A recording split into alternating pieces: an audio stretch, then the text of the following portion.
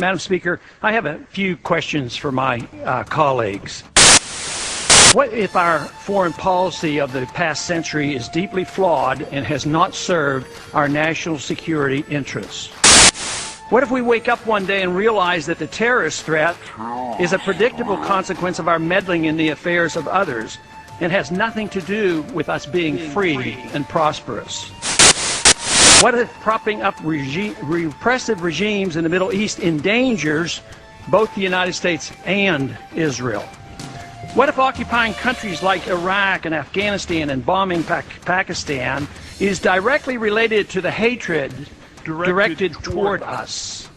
What if someday it dawns on us that losing over 5,000 American military personnel in the Middle East since 9/11 is not a fair trade-off for the loss of nearly 3,000 American citizens, no matter how many Iraqi, Pakistani, and Afghan people are killed or displaced? What if we finally decide that torture, even if called enhanced interrogation technique, is self-destructive and produces no useful information, and that contracting it out to a third world nation is just as evil?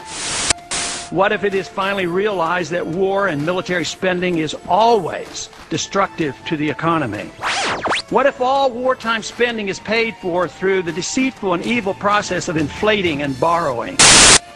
What if we finally see that wartime conditions always undermine personal liberty? What if conservatives who preach small government wake up and realize that our interventionist foreign policy provides the greatest incentive to expand the government? What if conservatives understood once again that their only logical position is military intervention and managing an empire throughout the world? What if the American people woke up and understood that the official reasons for going to war are almost always based on lies and promoted by war propaganda in order to serve special interests? What if we as a nation came to realize that the quest for empire eventually destroys all great nations? What if Obama has no intention of leaving Iraq? What if a military draft is being planned for the wars that will spread if our foreign policy is not changed? What if the American people learn the truth, that our foreign policy has nothing to do with national security, that it never changes from one administration to the next? What if war and preparation for war is a racket serving the special interests? What if President Obama is completely wrong about Afghanistan and turns out worse than Iraq and Vietnam put together?